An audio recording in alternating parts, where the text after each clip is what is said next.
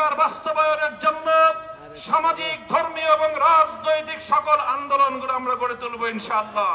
নারী কমিশন বাতিল করবেন, তাদের প্রস্তাবনা বাতিল করবেন, না হয় খেলা দেখবেন, খেলা দেখবেন। 9 আগস্ট 24-এর গণহত্যা, সমস্ত গণহত্যার বিচার করতে হবে, খুনিদেরকে ফাঁসি দিতে হবে, ফাঁসি দিতে হবে।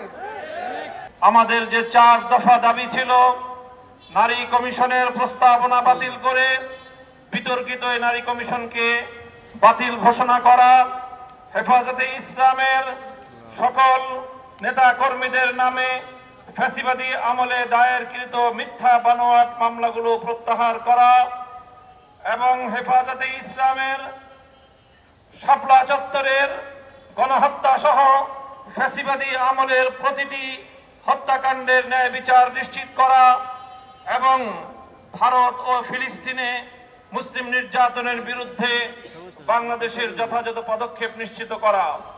সংগ্রামী সাথী ও বন্ধুগণ, হেফাজতে ইসলাম বাংলাদেশ দ্ব্যর্থহীন ভাষায় ঘোষণা করছে যে আমরা বাংলাদেশে ইনশাআল্লাহ আগামী দিনগুলোতে প্রতিটি ঘরে ঘরে নারীর ন্যায্য অধিকার বাস্তবায়নের জন্য সামাজিক, ধর্মীয় এবং রাজনৈতিক সকল আন্দোলনগুলো আমরা গড়ে তুলব ইনশাআল্লাহ। প্রতিটি ঘরে বাবা মায়ের উত্তরাধিকার সম্পত্তি থেকে যেভাবে নারীদেরকে বঞ্চিত করা হয়, কন্যা সন্তানদেরকে আল্লাহ প্রদত্ত অধিকার থেকে বঞ্চিত করা হয়, সে বিষয়ে রাষ্ট্র যদি যথাযথ পদক্ষেপ গ্রহণ করতে ব্যর্থ হয়, হেফাজতে ইসলাম দায়িত্ব গ্রহণ করে প্রতিটি ঘরে ঘরে কন্যাদেরকে তাদের পিতার উত্তরাধিকার সম্পত্তি প্রাপ্তি নিশ্চিত করবে ইনশাআল্লাহ। আমরা বলতে চাই, সংবিধান সংস্কারের মাধ্যমে বিতর্কিত বহুত্ববাদের প্রস্তাবনা বাতিল করে সংবিধানে আল্লাহর উপর অবিচল আস্থা এবং বিশ্বাস পুনর্বহাল করতে হবে। সংবিধান সংস্কারের কথা শুনছি, কিন্তু বর্তমান অন্তর্বর্তীকালীন সরকারের ক্ষমতার দীর্ঘ সময় অতিক্রান্ত হওয়ার পরেও দেশের মানুষের কাঙ্ক্ষিত সেই সংস্কার আজও পর্যন্ত বাস্তবায়নের কোন রূপরেখা আমরা দেখতে পাইনি।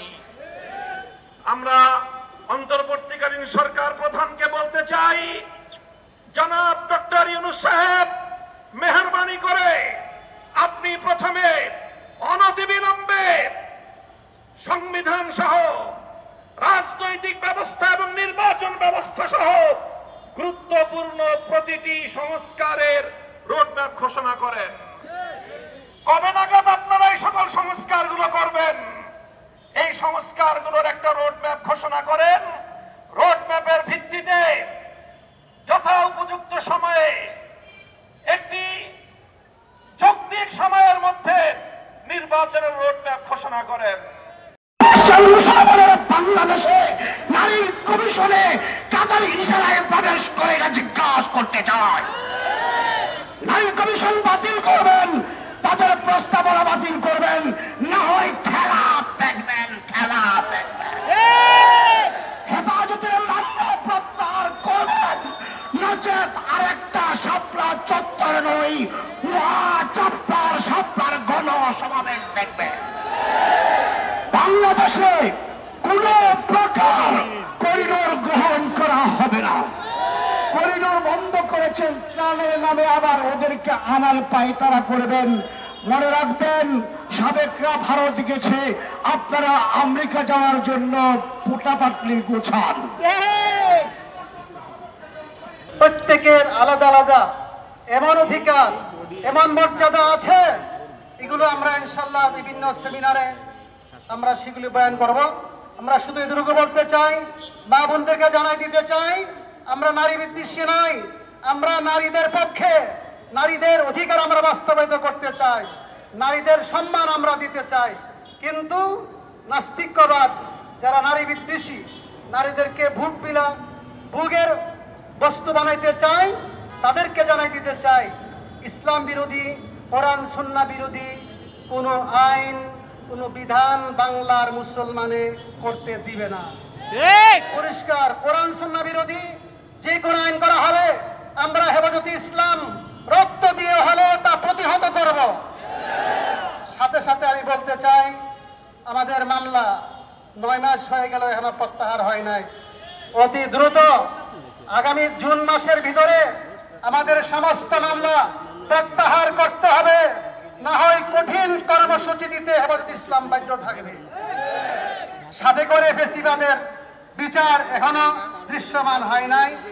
ফেসিবাদের খুনি সরকারের ফেসিবাদ শেখ হাসিনা সহ সকল খুনিদের বিচার করতে হবে। শাপলা চত্বরের গণহত্যা, 21 সালের গণহত্যা, জুলাই আগস্টের 24-এর গণহত্যা, সমস্ত গণহত্যার বিচার করতে হবে।